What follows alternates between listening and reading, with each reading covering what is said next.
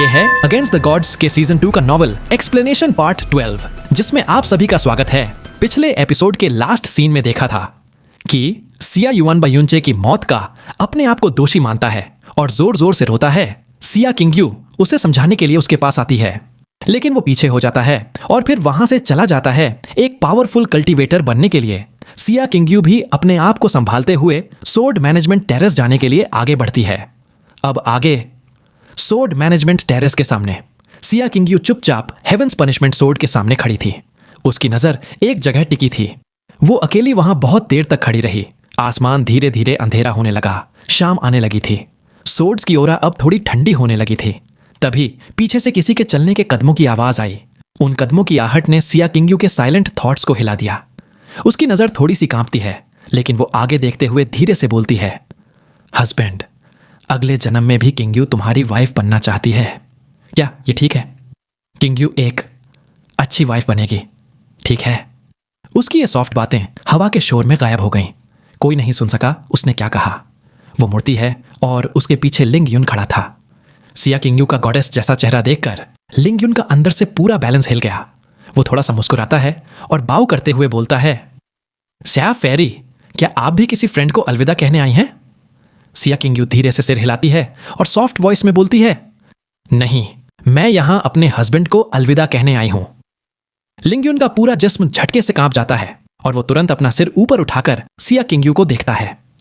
जैसे ही वो पूछने ही वाला होता है कि क्या उसने गलत सुना, उसकी नजर पड़ती है सिया किंगयू के लेफ्ट हाथ पे बंधे हुए एक काले कपड़े पर। लिंग युन थोड़ा हिचकिचाकर बोलता है, शाफेरी, आपने क्या कहा अभी? हस्बैंड, क्या मैंने कुछ गलत सुना या आप मुझसे मजाक कर रही हैं? वो जितना हो सके उतना शांत रहकर बोलता है, लेकिन उसके हाथ कांप रहे होते हैं और अंदर से वो हिल चुका होता है। सिया किंगयू कुछ नहीं बोलती। वो सिर्फ अपना हाथ उठाकर अपने कुछ बालों को काटती है और उस बाल को सोर्ड मैनेजमेंट टेरेस के बीच में उड़ा देती है। तुरंत ही सोर्ड्स की हवा उस बाल को ले जाती है और वो हेवेंस पनिशमेंट सोर्ड के चक्कर में घूमता है, जैसे किसी चीज को छोड़ने का मन नहीं कर रहा हो। थोड़ी देर बाद सिया किंगयू अपनी आंखों को बंद करती है और वहां से उड़कर चली जाती है। लिंग युन एकदम से जम सा जाता है। उसके पैरों में जान नहीं रहती और वो जमीन पे घुटनों के बल गिर जाता है। उसकी आंखों की पुतलियां लगातार फैलती जा रही होती हैं। ऐसा लग रहा था जैसे उसकी सोल उसके जिस्म से निकल गई हो। वो बस अपने आप से बार बार बोलता रहता है, वो हस्बैंड वाइफ हैं, युनचे उसका हस्बैंड है, वो पहले से ही शादीशुदा है। नहीं हो सकता, ये तो झूठ है, बिल्कुल नहीं हो सकता। लिंग युन लगातार वही रिपीट करता रहता है। उसका चेहरा एकदम लाइफलेस हो जाता है, जैसे उसके सारे विश्वास टूट गए हों।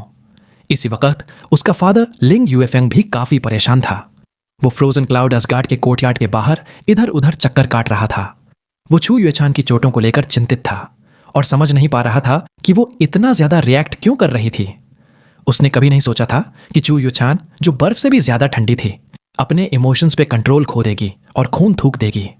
लिंग युएफेंग सोचता है, चू युएचान के नेचर को देखकर अगर फ्रोजन क्लाउड एसगार्ड की नंबर 1 डिसाइपल भी गिर जाती तो भी उसका रिएक्शन सिर्फ एक ठंडा सा साइलेंस होता। दुनिया में कोई भी ऐसा नहीं हो सकता जो उस पर इतना असर डाल सके। वो सोचता है, क्या ये यूनचे के गिरने की वजह से था? नहीं, इम्पॉसिबल, बिल्कुल भी नहीं। कोई और रीजन जरूर होगा।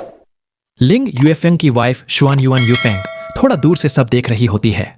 वो उसके हर इमोशनल चेंज को घूर घूर कर देख रही होती है। उसकी आंखों में कोल्डनेस बढ़ती जा रही थी और वो साफ साफ अंदर से और ज्यादा डिसअपॉइंट होती जा रही थी। तभी लिंग युएफेंग अपना पेशेंस खो देता है। वो दांत भींचते हुए कोर्टयार्ड में घुसता है। फिर चू युएचान के कमरे का दरवाजा खोलता है और अंदर चला जाता है। चू युएचान अभी भी बिस्तर पर लेटी होती है। उसका चेहरा एकदम सफेद और बेजान होता है। उसके बिस्तर के पास चू युएली खड़ी होती है, चिंतित और परेशान चेहरा लेकर। और एक दुबली, कमजोर, बूढ़ी औरत, ग्रैंड मदर ज्यूमू, उसकी कलाई पकड़कर उसकी पल्स चेक कर रही होती है। ग्रैंड मदर ज्यूमू की उम्र 190 साल से भी ज्यादा थी। मेडिकल स्किल्स में वो ब्लू विंड एम्पायर के नंबर 1 डॉक्टर गू च्यूहोंग से कम नहीं थी। उन्होंने अपनी पूरी जिंदगी हेवनली सोर्ड विला में ही बिताई। लिंग युएफेंग रिस्पेक्ट के साथ पूछता है, ग्रैंड मदर जुमू, फ्रोजन ब्यूटी की तबीयत कैसी है? ग्रैंड मदर जुमू अपना हाथ उसकी कलाई से हटाती है और अपनी चलने की लाठी लेकर कुछ कदम आगे बढ़ती है। फिर कहती है, वो ठीक है, उसको बस एक बहुत बड़ा इमोशनल झटका लगा है जिसके वजह से उसका ब्लड उल्टा फ्लो करने लगा। थोड़ी देर में होश आ जाएगा। लेकिन उसने आइस एट्रीब्यूट प्रोफाउंड आर्ट्स को काफी सालों तक प्रैक्टिस किया है, इसलिए उसके 5 ऑर्गन्स काफी ठंडे हो गए हैं। अगर यह कंडीशन ऐसे ही चली तो उसके पेट में जो बच्चा पल रहा है उसके लिए यह खतरनाक हो सकता है। उनका यह लास्ट सेंटेंस एक बम की तरह चू युएली और लिंग युएफेंग के कानों में फट जाता है। चू युएली तुरंत चिल्लाती है, इम्पॉसिबल! ग्रैंड मदर ज्यूमू, आप गलत कह रही हैं। मेरी सिस्टर ने कभी किसी लड़के से कोई रिलेशन नहीं रखा। उसके पेट में बच्चा होने का तो सवाल ही नहीं उठता। लिंग युएफेंग भी तुरंत बोलता है, बिल्कुल सही ग्रैनी ज्यूमू, आप गलत हैं। फ्रोजन क्लाउड एसगार्ड की फेरीज अपनी पूरी जिंदगी सिंगल रहती हैं। फ्रोजन ब्यूटी के पास बच्चा का होना तो इम्पॉसिबल है। ग्रैंडमदर ज्यूमू गुस्से में करते हुए अपनी चलने वाली लाठी को जोर से जमीन पर मारकर बोलती हैं, मैं 189 सालों से मेडिसिन प्रैक्टिस कर रही हूं। मैं हर तरह के अजीबोगरीब केसेस और बीमारियों को देख चुकी हूं। मैंने इतने पेशेंट्स ठीक किए हैं जितने लोग तुम दोनों ने अपनी जिंदगी में देखे भी नहीं होंगे। तुम लोग सोच रहे हो मैं जैसे सिंपल चीज कि कोई औरत प्रेग्नेंट है या नहीं उसमें मिस्टेक करूंगी? HMPH। ग्रैंडमदर जुमू ने और कुछ कहना भी जरूरी नहीं समझा। अपनी चलने वाली लाठी का सहारा लेते हुए वो बाहर चली गई और छोड़ गई पीछे हैरान चू युएली और लिंग युएफेंग को। चू युएली हिचकिचाकर चिल्लाती है, इम्पॉसिबल, बिल्कुल इम्पॉसिबल। बिग सिस्टर कैसे?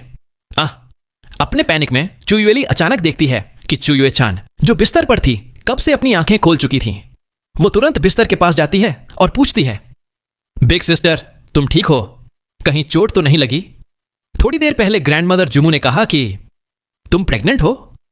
चू युएली के शब्दों पर चू युएचान के चेहरे पर एक शॉक होता है, लेकिन वो बिल्कुल भी रिएक्ट नहीं करती। जब ग्रैंडमदर जुमू ने उसकी पल्स चेक की थी तब वो पहले ही जाग गई थी और सब कुछ सुन चुकी थी। एक अजीब सी हालत में वो धीरे से अपना हाथ बढ़ाती है और नरमी से अपने पेट पर रख देती है। यह एक ऐसा रिएक्शन था जो ऑलमोस्ट हर औरत अपने आप करती है जब उन्हें प्रेगनेंसी के बारे में पता चलता है। उसकी नजर और उसका एक्शन दोनों इस बात का साफ साफ सिग्नल देते हैं कि वो प्रेग्नेंट है। जैसे ही चू युएली ने यह देखा उसके दिमाग में एक जोर का झटका लगा। लिंग युएफेंग तो सीधा एक कदम पीछे हट गया। उसका पूरा शरीर कांप उठा। चू युएली बच्चे के बारे में पूछने वाली थी, लेकिन चू युएचान गहरी सांस लेते हुए एक ठंडी आवाज में कहती है, मुझसे कुछ भी मत पूछो, तुरंत यहां से चले जाओ और फ्रोजन क्लाउड एसगार्ड वापस जाओ। चू युएली कंफ्यूज्ड होकर मान जाती है।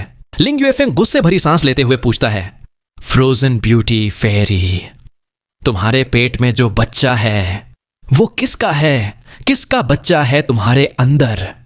चू युएचान उसकी तरफ देखती भी नहीं, बर्फ जैसी ठंडी आवाज में कहती है, यह मेरा पर्सनल मामला है, विला मास्टरलिंग का इससे कोई लेना देना नहीं है।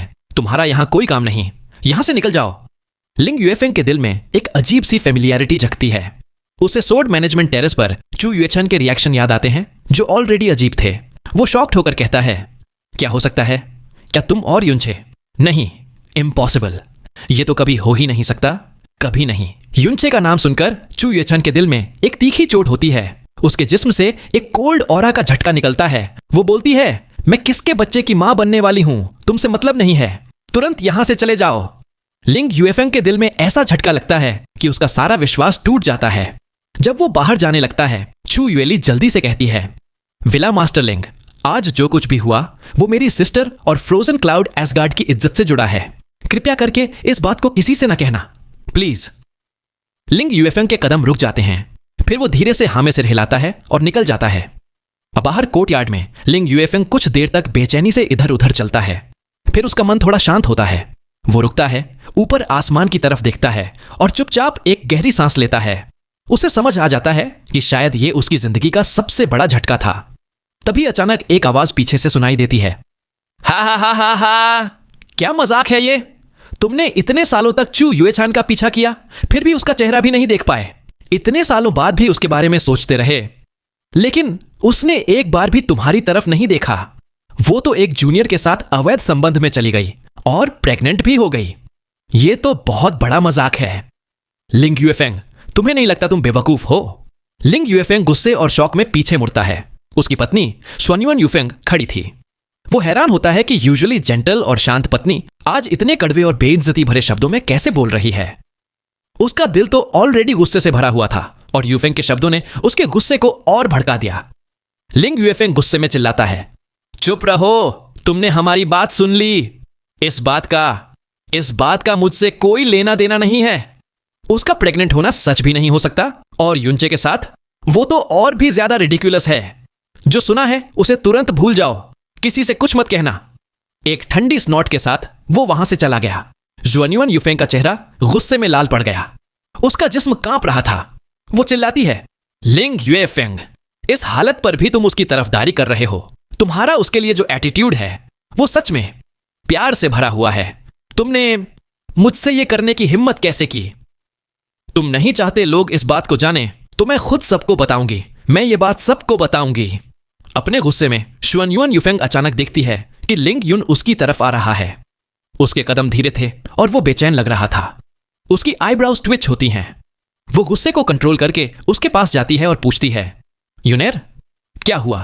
तुम इतने उदास क्यों लग रहे हो? लिंग युन बोलता है, मम्मी।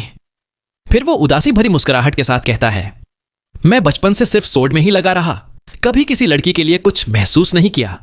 मुझे लगता था कि मुझे जिंदगी में कभी किसी से प्यार नहीं होगा, लेकिन अभी हाल ही में मैं एक लड़की से प्यार कर बैठा हूं। मैं दिन रात सिर्फ उसी के बारे में सोचता हूं, उसके अलावा कुछ सोच ही नहीं सकता। शुआन्युआन यूफेंग एक मां होने के नाते एक नजर में समझ गई थी कि लिंग युन को क्या हो रहा है। वो चुपचाप एक गहरी सांस लेती है और उसे कंफर्ट करते हुए बोलती है, तुम जिस लड़की को पसंद करते हो वो सिया किंगयू ही है ना? अगर तुम उसे वाकई पसंद करते हो और उसके अलावा किसी से शादी नहीं करना चाहते तो कुछ दिनों में मैं खुद फ्रोजन क्लाउड एसगार्ड जाकर उसके लिए रिश्ता मांगूंगी। हमें क्या फर्क पड़ता है उनके डिसाइपल शादी वाले रूल से? मेरा यूनर किसी भी लड़की के लिए कम नहीं है। अगर फ्रोजन क्लाउड एसगार्ड मना करेगा तो मैं जबरदस्ती उसे यहां ले आऊंगी। मैं तुम्हें उस जैसे तुम्हारे बाप जैसे बेवकूफ नहीं बनने दूंगी।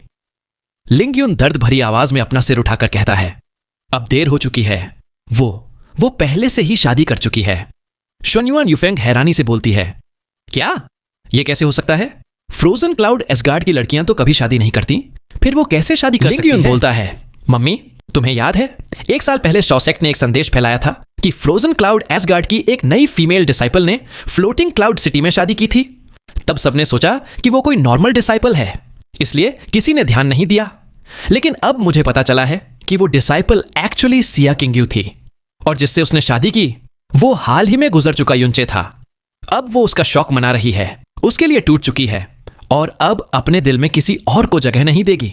लिंग युन ये कहकर अपनी आंखें दर्द में बंद कर लेता है। शुआन्युआन यूफेंग लिंग युन के चेहरे की तरफ देखकर दर्द से बोलती है, बिल्कुल सोचा भी नहीं था कि ऐसा कुछ होगा। युनचे, फिर से युनचे। इस युनचे के पास तो कमाल के चाल हैं। और फ्रोजन क्लाउड एसगार्ड, तुमने मेरे पति को दर्द दिया, अब मेरे बेटे को भी। सोर्ड मैनेजमेंट टेरेस वाले इंसिडेंट के बाद लिंग युन ने रात होने पर हेवनली सोर्ड विला छोड़ दिया। फ्रोजन क्लाउड एसगार्ड भी बिना किसी को बाय किए चला गया। अगले दिन सुबह सुबह ब्लू विंड इंपीरियल फैमिली भी बिना किसी से विदाई लिए वापस चला गया। युनचे का नाम ब्लू विंड एम्पायर में एक धमाका बन गया था। हर शहर के हर गली, हर मोड़ पर, हर 10 कदमों में से कम 7 या 8 जगह युनचे का नाम सुनाई देता था। अगर वो सिर्फ मर गया होता तो लोग उसे लेकर रिग्रेट, दुख और रिस्पेक्ट महसूस करते। लेकिन जब उन रूमर्स में princess Kang Yue, fairy of frozen beauty और फेरी ऑफ फ्रोजन मून के नाम जुड़े तो बात ही अलग लेवल की हो गई। लोग, खासकर आदमी, जब युनचे के बारे में बात करते तो उनकी आवाज में वर्शिप, जलन, शौक, नफरत सब कुछ होता था। और इसी वक्त हेवनली सोर्ड विला के सोर्ड मैनेजमेंट टेरेस के नीचे एक अंधेरी जगह में युनचे, जो कुछ दिनों से बिल्कुल मरा जैसे हो गया था, उसने बड़ी मुश्किल से अपनी आंखें खोली। उसके आसपास हर तरफ अंधेरा था। कहीं से थोड़ी सी रोशनी आई जो इस अंधेरे में हल्की सी छेद करती थी, जिससे आसपास का नजारा ज्यादा नहीं लेकिन थोड़ा बहुत दिख रहा था। उसका पूरा शरीर दर्द से भरा हुआ था, लेकिन उसकी पीठ का दर्द तो हद से ज्यादा था। उस दर्द के बीच उसकी आधी होश में डूबी हुई सोच में एक अजीब सी खुशी का एहसास होता है, क्योंकि अगर दर्द महसूस हो रहा है तो इसका मतलब है वो अभी भी जिंदा है और सब कुछ खत्म नहीं हुआ। तभी एक आवाज आती है। जैस्मिन कहती है, आखिर तू जाग गया। उसकी आवाज में थोड़ी राहत थी, लेकिन युनचे की मुश्किल से बची हुई जिंदगी देखकर भी जैस्मिन का गुस्सा एकदम फट पड़ता है। जैस्मिन चिल्लाती है, तू खुद सोच, पिछले 2 सालों में तू कितनी बार मरने के करीब गया है। हमेशा इतना ज्यादा केयरलेस क्यों रहता है तू? अपना गोल पाने के लिए तू अपनी जिंदगी तक दांव पे लगा देता है। हर बार मुझे अपनी पावर्स सैक्रिफाइस करके तुझे बचाना पड़ता है। जब मैंने अपनी पावर सील की तो मुझे लगा तू थोड़ा सावधान बनेगा, पर तू तो बिना किसी के अटैक किए भी अपनी जान देने को तैयार था। अगर ग्रेट वे ऑफ बुद्धा और ड्रैगन्स ब्लड का प्रोटेक्शन नहीं होता तो तू तो कब का मर चुका होता। क्या तू अपनी जिंदगी की कीमत समझता भी है? मैंने तेरे प्रोफाउंड वेन्स दोबारा बनाए, तुझे डिवाइन आर्ट्स दिए और तुझे बचाया जब मुझे पता था कि इससे मेरा पॉइजन फिर से एक्टिव हो जाएगा। मैंने अपनी सारी उम्मीदें तुझ पर लगाई और तू अपनी लाइफ को इस तरह ट्रीट करता है। जैसे जैसे जैस्मिन बोलती गई उसका गुस्सा और फ्रस्ट्रेशन बढ़ता गया। इतने दिनों से जो चिंता और डर उसके दिल में दबा हुआ था सब एक साथ निकल गया। युनचे जो अभी अभी मौत के मुंह से बचा था चुपचाप सुनता रहा। जब जैस्मिन चुप होती है तब युनचे कमजोर सी आवाज में कहता है, जैस्मिन मैं गलत था, मुझे इतना इंपल्सिव नहीं होना चाहिए था। लेकिन जब मैंने युएनबा को मुश्किल में देखा तो मैं अपने बारे में सोच ही नहीं पाया। अगर उस वक्त तुम मुश्किल में होती तो मैं तुम्हारे लिए भी ये सब करता, चाहे मुझे मरना ही क्यों ना पड़े। जैस्मिन ठंडे लहजे में कहती है, आधे से ज्यादा मर चुके हो फिर भी लड़कियों पे डायलॉग मारना नहीं भूलते। अब चुप हो जा, सांस पर कंट्रोल रख, प्रोफाउंड स्ट्रेंथ बिल्कुल मत यूज कर।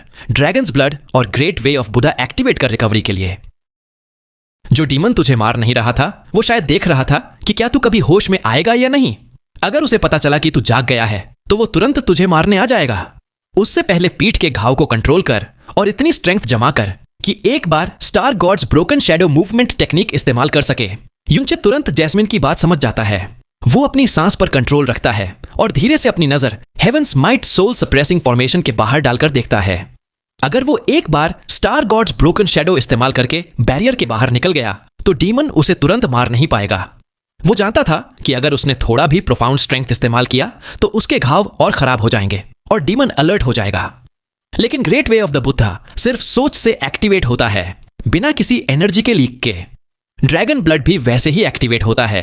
युनचे अपनी आंखें बंद करता है और अपनी ब्रीदिंग को कंट्रोल करने लगता है। उसके सोचने के साथ ही great way of the Buddha और तेज एक्टिवेट होता है। उसका शरीर धीरे धीरे हील होने लगता है। समय धीरे धीरे बीत रहा था। युनचे को सिर्फ अपनी हार्ट बीट सुनाई देती है। डीमन की तरफ से कोई आवाज नहीं आई थी, लेकिन युनचे को उस डीमन की डरावनी नजर बार बार अपने शरीर पर महसूस हो रही थी। आखिर एक भयानक सी आवाज सुनाई देती है, कितना अजीब है ये इंसान, इतने बड़े घाव के बाद भी 5 दिन से ज्यादा जिंदा है। मैं देखना चाहता हूं क्या यह सच में होश में आएगा, लेकिन अगर आया भी तो भी जिंदा रह नहीं सकता। डीमन जब अपने आप से यह सब बोल रहा था तब उसका मतलब यह था कि उसे अभी तक यह पता नहीं चला था कि युनचे होश में आ चुका था। युनचे थोड़ा सा चिंता मुक्त महसूस करता है और अपनी सांस को कंट्रोल करता है और तुरंत great way of the Buddha activate करता है। 1 दिन, 2 दिन, तीसरे दिन तक भी युनचे की चोटों की हालत बहुत सीरियस थी, लेकिन अब उसका शरीर इतना रिकवर कर चुका था कि वो थोड़ी सी प्रोफाउंड स्ट्रेंथ का इस्तेमाल कर सकता था। उसके प्रोफाउंड वेन्स के अंदर अब काफी प्रोफाउंड स्ट्रेंथ जमा हो गई थी। वो अपनी आंखें खोलता है और बैरियर के चमकते हुए पीले बॉर्डर को देखता है। जैसे उसके हाथ ऑटोमेटिक टाइट हो गए हों, उसकी मुट्ठी बंध जाती है। जैस्मिन बोलती है, अब वक्त आ गया है, जा अब। युनचे गहरी सांस लेता है और तुरंत star God's broken shadow movement technique activate करता है। उसका शरीर एकदम से बिजली की तरह आगे बढ़ता है। एक जोर का रिपिंग साउंड आता है और वह बैरियर के बाहर गिर पड़ता है। जमीन पर लेटे हुए वह गहरी गहरी सांस लेता है, दर्द में कराहता हुआ। अब का युनचे वाकई मौत से बच चुका था। पहले वो डीमन की नजर के नीचे था। अगर डीमन ने कभी भी उसे मारने का सोचा होता तो वह तुरंत मर जाता। लेकिन अब न सिर्फ उसकी हालत थोड़ी बेहतर थी, बल्कि वो डीमन की पकड़ से भी निकल चुका था। डीमन जब ऊपर देखता है तो अंधेरे में उसकी आंखों में एक खौफनाक चमक दिखाई देती है। फिर वह हंसने लगता है और चिल्लाता है, हा हा हा हा, मैं कभी सोच भी नहीं सकता था कि मैं गलती से एक ऐसे अजीब लड़के को अंदर ले आया हूं। इतनी भयानक चोटों के बाद भी 8 दिन तक जिंदा रह गया और बिना मुझे पता चले रिकवर भी कर गया। आखिर में तू मुझसे फायदा उठा गया। माइटी हेवनली सोड रीजन के कुत्तों के अलावा तू पहला है जो ऐसा कर पाया है। युनचे के पास अब कोई स्ट्रेंथ नहीं बची थी। सिर्फ एक star God's broken shadow movement technique ने उसकी सारी एनर्जी निकाल ली। थोड़ी देर गहरी सांसें लेने के बाद वह जवाब देता है, डीमन, मैं इतनी आसानी से नहीं मरूंगा। डीमन गुस्से में बोलता है, तू खुद को कुछ ज्यादा ही समझने लगा है। क्या तुझे लगता है तू अब सुरक्षित है? यह जगह है हेवंस पनिशमेंट से सप्रेस है। यह सिर्फ हर 20 साल में एक बार एक्टिवेट होती है। तो क्या अगर तू होश में आ गया तो सब कुछ ठीक हो गया? खाने का कुछ नहीं, पानी का कुछ नहीं। तेरे जैसे प्रोफाउंड लेवल वाले को लगता है तू 20 साल तक जिंदा रहेगा। युनचे गुस्से से उस डीमन की तरफ देखता है, अपने दांत कस के कहता है, नहीं, मुझे 20 साल इंतजार नहीं करना पड़ेगा। एक रास्ता है जिससे मैं बाहर निकल सकता हूं। वो यह है कि मैं तुझे मार दूं। हेवंस पनिशमेंट सोर्ड यहां सिर्फ तेरी सोल को सील करने के लिए है।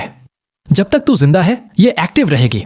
अगर तू मर गया तो यह सोर्ड खुद ब खुद डीएक्टिवेट हो जाएगी। फिर मैं यहां से निकल जाऊंगा।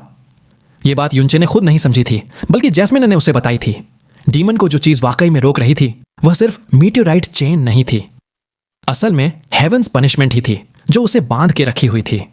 डीमन एक पल के लिए शॉक्ड होता है, फिर से हंसी में फट पड़ता है। हा हा हा हा, बहुत इंटरेस्टिंग लड़का है तू। बिल्कुल सही बोला। अगर तू मुझे मार दे तो तू यहां से निकल जाएगा, लेकिन किस्मत तेरी बुरी है क्योंकि तू उस दिन तक जिंदा नहीं रहेगा। युनचे अपने दांत कस के बोलता है, मैं तुझे जरूर मार दूंगा। डीमन एक भयानक सा स्माइल देता है और चिल्लाता है, तो चलो देखते हैं तू मुझे कैसे मारता है। उसके सफेद बालों और सूख चुके चेहरे के पीछे एक पागल सा एक्साइटमेंट दिख रहा था। इस अंधेरी जेल में सिर्फ तन्हाई और अंधेरा ही था। युनचे के लिए यह जगह एक गहरी खाई जैसी थी, लेकिन डीमन के लिए एक और इंसान का होना जैसे इस नरक में भी हेवन जैसा था। शायद अब तो वह युनचे को मारना भी नहीं चाहता हो। डीमन बोलता है, तू लगता है मुझसे बहुत नफरत करता है। सही है, तुझे मुझसे नफरत होनी भी चाहिए। नफरत कर, जितनी कर सकता है। मुझे दिखा तू अपनी नफरत से मुझे कैसे मार पाएगा। देखना चाहता हूं तू यहां कितने दिन और जिंदा रह पाता है। हा हा हा हा हा। डीमन की हंसी में एक पागलपन था। इस अंधेरी जगह में उसकी आवाज एक भयानक गूंज बन जाती है। युनचे उससे कुछ नहीं बोलता, सिर्फ दांत कास के चुप रहता है। धीरे धीरे वह उठता है, लेकिन उसकी पीठ की चोट इतनी गहरी थी कि हर मूवमेंट में उसके लिए दर्द बर्दाश्त से बाहर था। जब वह फाइनली क्रॉस लेगेड बैठ जाता है, उसका पूरा माथा ठंडे पसीने से भीग चुका होता है। वह आंखें बंद करता है, अपने दोनों हाथ घुटनों पर रखता है। थोड़ी देर बाद उसका मन और शरीर दोनों शांत हो जाते हैं। उसका चेहरा अब ज्यादा पेल नहीं था और सांस एकदम नॉर्मल हो चुकी थी। फिर उसकी कॉन्शियसनेस स्काई पॉइजन पर्ल के अंदर जाती है। अंदर जाकर वह देखता है कि जैस्मिन उसकी तरफ एक जोरदार किलिंग इंटेंट के साथ घूर रही होती है। युनचे ऑकवर्डली मुस्कुराता है और उससे कई सारे प्रॉमिसेस करता है। फिर वह तुरंत कई मेडिसिनल हर्ब्स ढूंढने लगता है और फिर निकालता है वो पर्पल वेन्ड हेवन क्रिस्टल जो उसे सिया किंग यू ने दिया था। पर्पल वेन्ड हेवन क्रिस्टल एक ऐसी चीज थी जो किसी भी चोट, चाहे वो स्किन हो, बोन्स हो या ऑर्गन्स, को रिकवर करने में मदद करती थी। इसके अंदर की एनर्जी से प्रोफाउंड स्ट्रेंथ भी बढ़ जाती थी, इसलिए इसका कोई पैसों में मोल नहीं था। युनचे अगर सबसे तेजी से रिकवर करना चाहता था तो उसके पास इस क्रिस्टल का इस्तेमाल करने के अलावा कोई रास्ता नहीं था। स्काई पॉइजन पर्ल के अंदर सब मेडिसिन की प्रिपरेशन सिर्फ 1 घंटे में हो गई। लेकिन जैसे ही युनचे वापस बाहर जाने वाला होता है, उसके दिमाग में एक थॉट आता है और वो आसपास को चेक करता है, जिससे उसके चेहरे का रंग बदल जाता है। उसके पास जितना भी खाना, पानी स्टोर्ड था, सब कुछ गायब हो चुका था। एक भी चीज नहीं बची थी। सब कुछ उस पर्पल स्पेशल रिंग के अंदर था जो उसने सुलिंगर को दे दी थी, जो अब एज्योर क्लाउड कॉन्टिनेंट में थी। अरे रुको, अगर आप लोग चाहते हो कि मैं इस नोबेल को ऐसे ही एक्सप्लेन करता रहूं, तो फिर वीडियो को लाइक करके कमेंट सेक्शन में जरूर बताना ये वीडियो कैसा लगा। साथ ही चैनल को सब्सक्राइब करके बेल आइकन को ऑल पर सेट कर लेना, जिससे जैसे ही मैं आगे के एपिसोड अपलोड करूं, आप तक पहले नोटिफिकेशन आए और आप पहले वीडियोस को देख पाए।